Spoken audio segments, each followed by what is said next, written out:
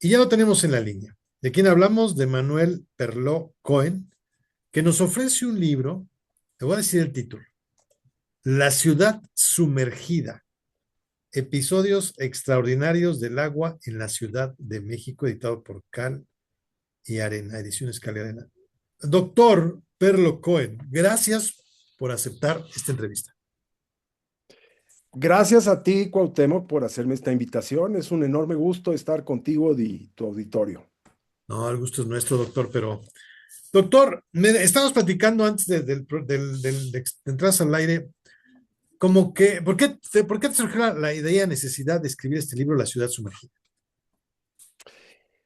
Mira, Cuauhtémoc, yo llevo aproximadamente 35 años haciendo investigación sobre temas del agua desde una perspectiva de las ciencias sociales y la historia en mi lugar de trabajo, que es el Instituto de Investigaciones Sociales de la UNAM, ¿verdad? Entonces, em, los trabajos que hago, pues, son normalmente para especialistas, para otros colegas, para que los lean los funcionarios públicos, colegas de otros países. Son trabajos muy especializados, por decirlo de alguna manera.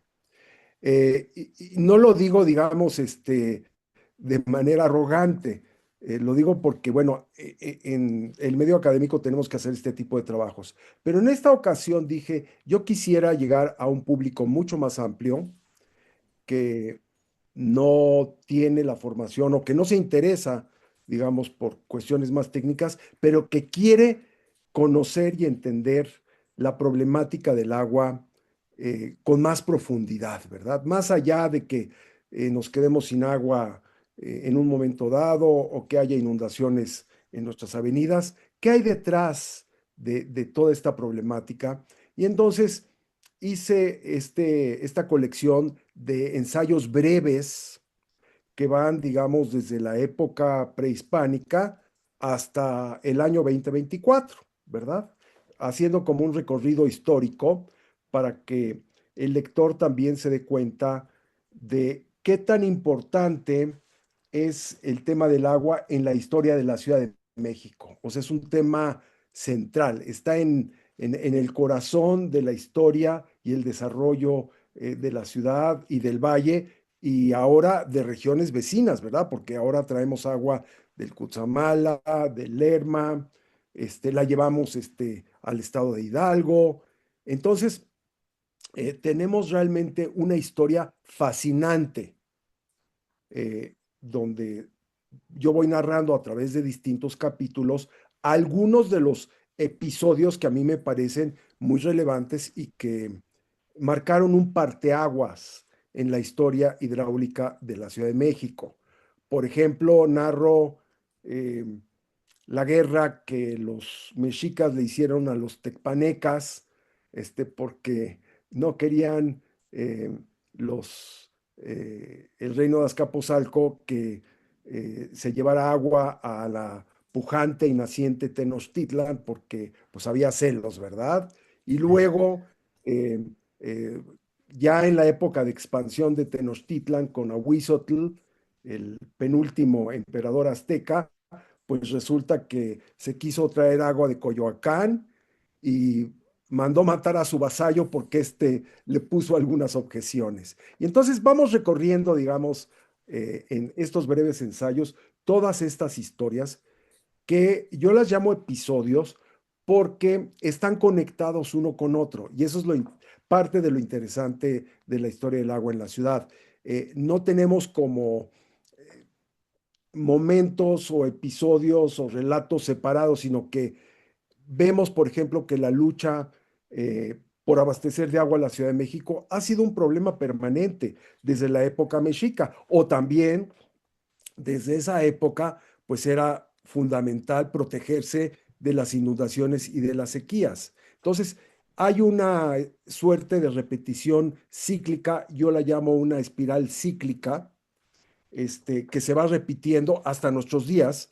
Y bueno, pues en ese camino hablo de Enrico Martínez, el creador del primer desagüe del Valle de México, Sí. de un acueducto fantasma, que es el acueducto de Santa Fe, que si le Ujú. preguntamos a los radioescuchas dónde Ni está, idea. seguramente no tienen ni idea correcto. Como yo tampoco tenía mucha idea, ¿verdad? Y así te podría platicar de cada uno de los capítulos y pues el propósito es que el lector eh, haga estas lecturas sin gran complicación y que esto le dé una idea de la enorme cultura del agua que tenemos, no únicamente en términos positivos, sino también cómo hemos, por ejemplo, destruido nuestro paisaje lacustre. Hay un capítulo dedicado a la visión de la náhuac, del encanto al desencanto, donde cuento cómo de ser el balcón del paraíso, como lo llamaban algunos al Valle de México, lo convertimos en un páramo, este, gris, lleno de tolvaneras y de problemas ambientales, ¿no? Y el capítulo final, pues está dedicado a pensar lo que estamos viviendo en estos días, aunque yo lo hice, digamos, tomando como base la información del año pasado, en donde la sequía, la falta de agua, era, digamos, como el tema principal, y ahora, digamos, el que ha sobresalido, pues es el exceso de agua, pero creo que ese capítulo final, el octavo, encaja bien con la problemática que estamos viviendo. Estamos platicando con el doctor Manuel Perló Cohen sobre este libro, La ciudad sumergida. Doctor, si pensando en un escenario que difícilmente va a existir, pero un escenario un poco de la imaginación, ¿de dónde a dónde sería la zona lacustre del centro de México? Más o menos ubícanos para que la gente se lo imagine. ¿Dónde empezaría? ¿Dónde terminaría? Vamos, ¿cómo estaría el asunto? Mira, originalmente cuando llegaron aquí las tribus nahuatlacas, esto era un sistema de varios lagos, no solamente un lago, eran 5 lagos, digamos, como se conocieron después, del cual el más importante era Texcoco, pero estaba también el lago de Chalco, el de Xochimilco, estaba el lago de Jaltocan, estaba el lago de Zumpango, y lo que con el tiempo se fue convirtiendo en el lago de la Ciudad de México, que en realidad era parte del lago Texcoco, pero en la medida en que Tenochtitlan empezó a crecer a costa del lago, esa parte se conoció y se convirtió en el lago de México, ¿verdad? Pero en realidad era parte del lago de Texcoco. Lo interesante es que todos estos cuerpos lacustres estaban conectados porque están a distintas alturas. Entonces, por ejemplo, cuando se llenaba el vaso de Zumpango, llevaba las aguas. Zumpango, estamos hablando del norte del Valle de México. Sí. Ocupaba, eh, digamos, el vaso rebosaba y llegaba al lago de Jaltocan o San Cristóbal, como se le conoce, que es hoy día Ecatepec. Y de ahí pasaba a este gran lago, que era Texcoco, el más grande, pero también era un sistema de lagos no muy profundos. Y en época Oh, de secas, estos lagos podían convertirse en pantanos, podían convertirse mm, en páramos. No, no, no, no hay que pensar que teníamos lagos profundos, permanentes, no, para nada. Quizá el único lugar que tenía más agua, y que la conservaba, pues era Xochimilco y Chalco. Entonces todos se comunicaban y lo interesante es que el lago de Texcoco era el más bajo de todos y oh, entonces cuando llovía en exceso, o cuando los ríos llevaban mucha agua, porque recordemos que esta era una cuenca con 50 ríos por lo menos que recogían el agua de todas las partes altas de las sierras que nos circundan, y el agua bajaba a veces con enorme velocidad y alimentaba estos lagos. Entonces, este sistema de lagos pues subía, bajaba, y pues tenemos a la civilización mexica ahí en medio del lago, ¿verdad?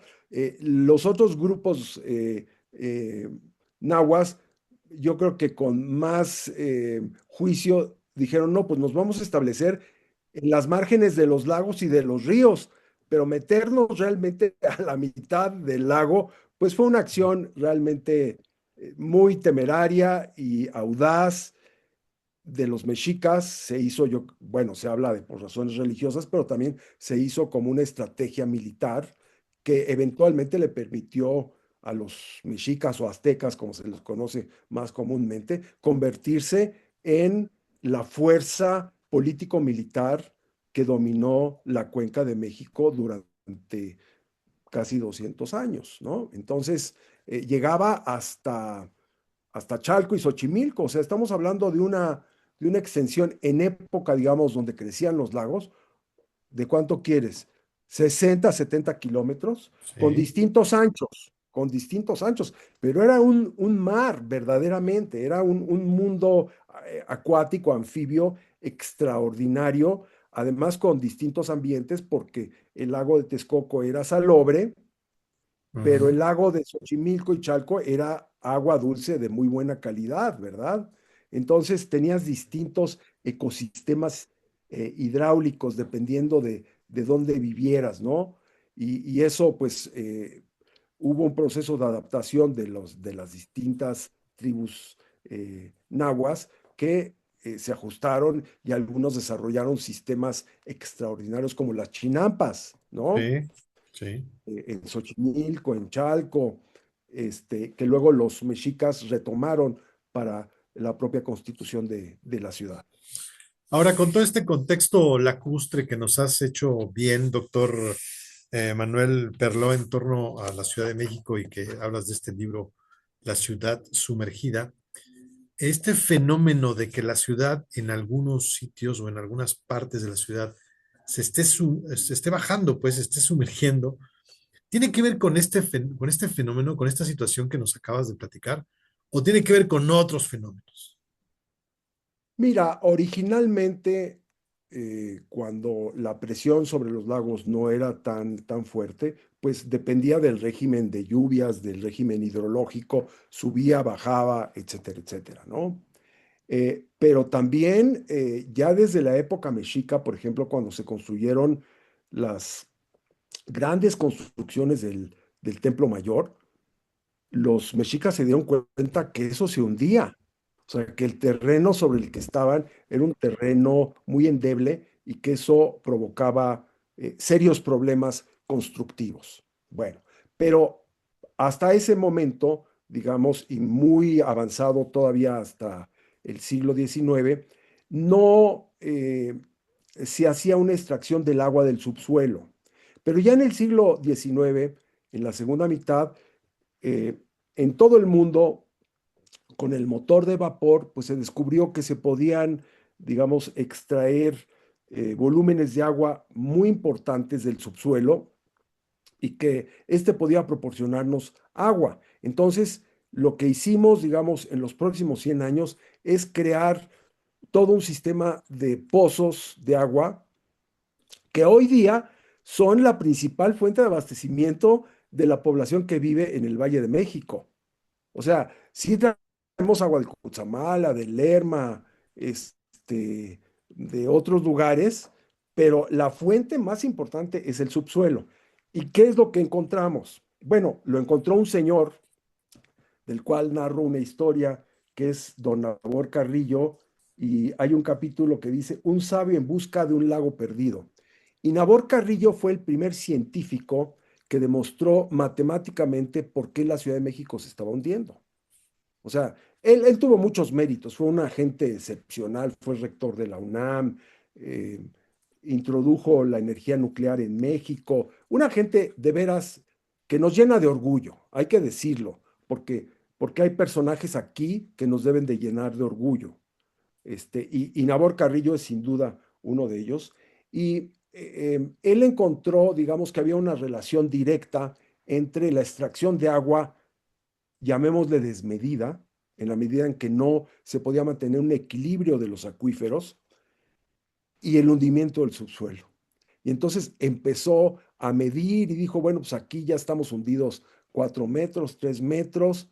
Y luego vinieron una serie de investigaciones que analizaron con las conclusiones de Nabor Carrillo y demostraron que efectivamente la ciudad se estaba hundiendo porque estábamos extrayendo demasiada agua del acuífero, cosa que seguimos haciendo en nuestros Sí, días, ¿no? totalmente. Entonces, vamos a decir que al régimen natural que tenían los lagos, los ríos, los manantiales, etcétera, etcétera, le sumamos una acción, los académicos la llamamos antropogénica, es decir, creada por el hombre, que es esa extracción de agua, y con eso hemos empeorado el asunto de una manera colosal, colosal, porque hay zonas de la ciudad que están hundidas 8 metros por debajo del nivel original que tenían hace, por ejemplo, 100 años. Si alguien va al Zócalo, va a decir, no, pues ¿cuál hundimiento? No, no, el Zócalo en su conjunto está hundido 8 metros y Ah, se han tenido que hacer eh, procesos de rescate muy, muy, muy minuciosos, delicados, por ejemplo, para que la catedral no se parta, no se rompa, ¿verdad? Porque una parte se hunde más, una parte menos. Entonces, se ha desarrollado una tecnología mexicana muy interesante que incluso se ha exportado a otros lugares para resolver este problema. Pero cuando tienes 5,000 puntos y uno se hunde esto y aquel el otro y más, menos, entonces tienes como un queso gruyere terrible, ¿verdad? Hay zonas todavía en el Valle de México que se hunden hasta 20 centímetros al año. híjole. Parece exagerado, pero así Sí. es, porque hoy día con sistemas geomáticos puede medirse incluso por milímetros el hundimiento del subsuelo, con satélites y tecnologías muy avanzadas que permiten medir cuánto nos vamos hundiendo en distintos puntos de la ciudad. Entonces, pues hemos creado nosotros ese problema. Sí, Ese sí nadie más. no, no, no es de la naturaleza, ni de los mexicas, ni de los conquistadores españoles. Ese lo inventamos nosotros desde la segunda mitad del siglo XIX a la fecha. Eso no significa que no haya que extraer agua del subsuelo. Qué bueno que la tenemos, pero no nos hemos medido, ¿verdad?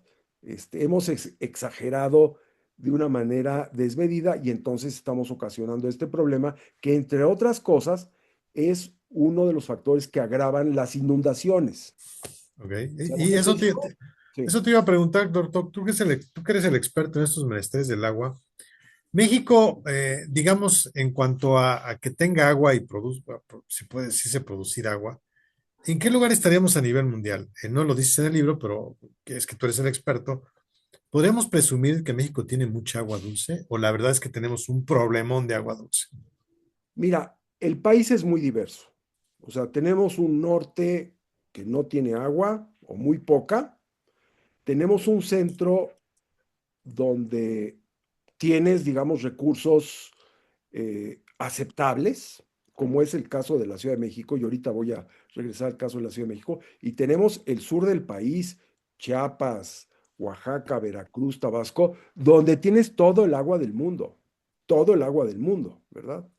Ahora, ¿qué tenemos en el centro del país? Tenemos, bueno, la Ciudad de México, el Valle de México, y ahí tenemos mucha agua, pero no la tenemos disponible como pudiera ser un gran lago, ¿verdad? O un gran río que nos abastezca. Nunca tuvimos eso, porque ya desde la época mexica tenían que traer agua de Chapultepec, luego intentaron traerla de Coyoacán, fue un fracaso, ocasionó una inundación terrible.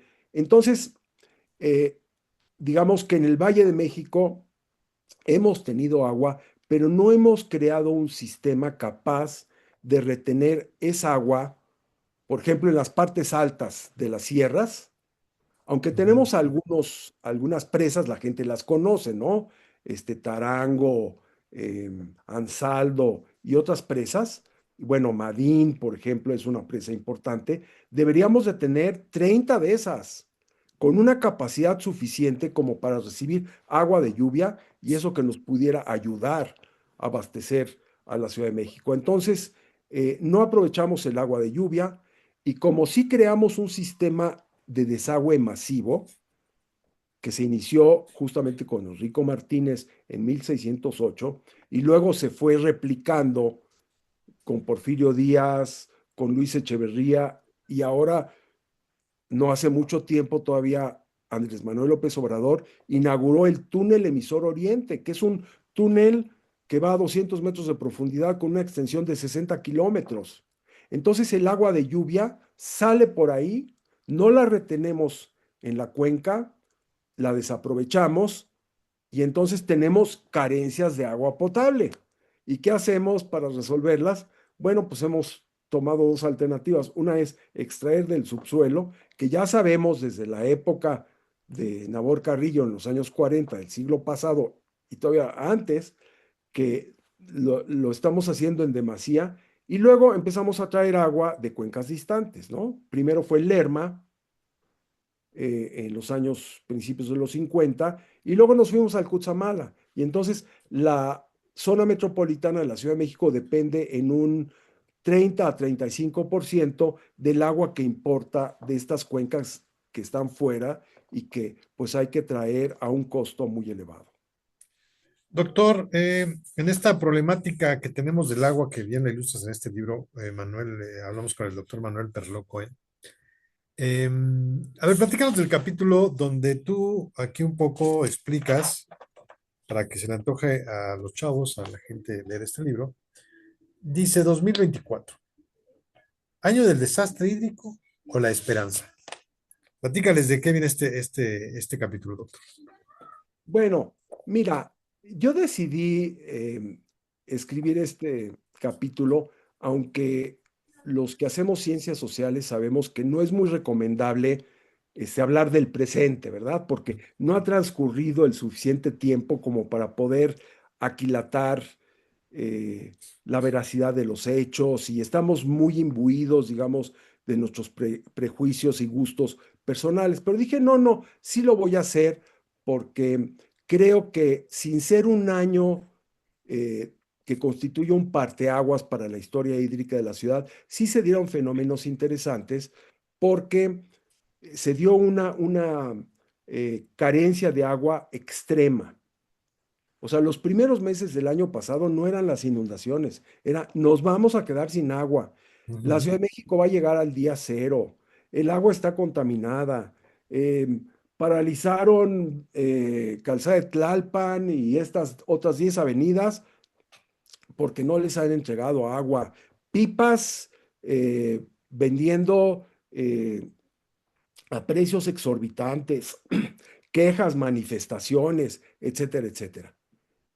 Y inmediatamente después, una temporada de lluvias, no nos acordamos porque tenemos una memoria Sí, hídrica muy, muy frágil, pero las del año pasado, si tú le preguntas a un habitante de Chalco sobre las lluvias, te va a decir que las del año pasado fueron peores que las de este año, porque ahí estuvieron un mes cubiertos de una combinación de agua de lluvia con agua de drenaje.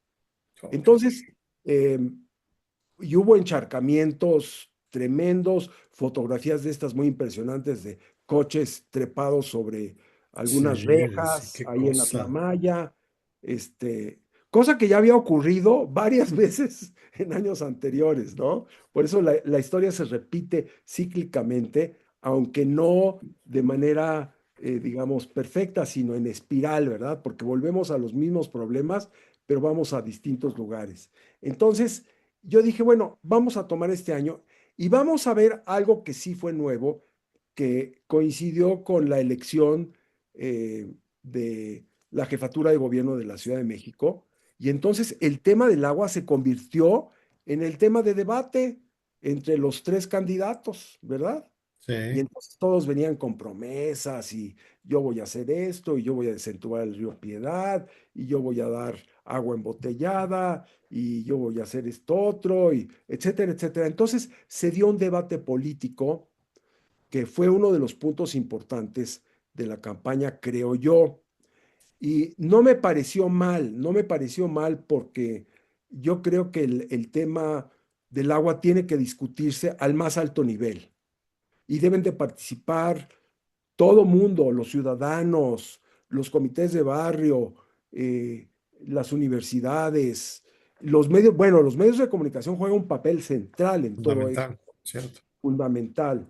Este, sobre todo, mira, para dar una discusión a fondo del problema, porque si pasas un segmento de 2 minutitos donde salen las escenas más amarillistas, llamémosle así, bueno, Ujú. pues eso no ayuda mucho. Pero si te vas al fondo de los problemas y dices, bueno, vamos a ver por qué nos estamos hundiendo, vamos a ver por qué extraemos tanta agua del acuífero, vamos a ver por qué, si tenemos suficiente agua aquí, por qué la tenemos que traer de tan lejos.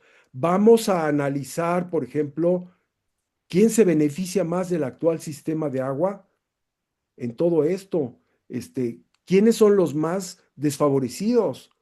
¿Cuáles son los negocios del agua? ¿Cuál es el huachicoleo del agua? Esos son, digamos, para mí, temas, digamos, centrales, nodales, que deberíamos estar discutiendo con elementos, con información, con historia, como pretendo yo aportar aquí, darle al ciudadano y que diga, oigan, no me vengan con que apenas nos estamos inundando, esto ya venía No, desde la ya. época mexica, ¿verdad?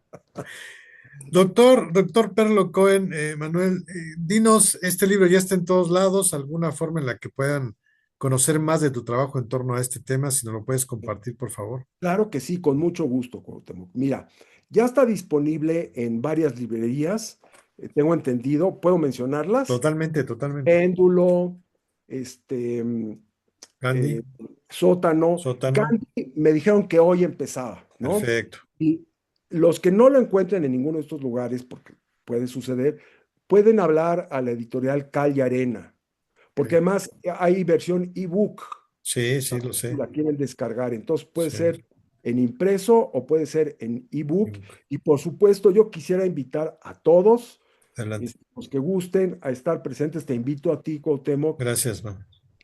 El día 18 de septiembre se va a presentar este libro en un restaurante que tiene ¿Dónde, un lado dónde? comercial, el Palominos, que está en Avenida Insurgentes, allá a la Ok, altura de Colonia del Valle. Se va a perfecto. presentar el 18 de septiembre a las 19 horas y vamos a tener ahí una presentación a dúo, Rafael Pérez Gay y yo, este, Órale.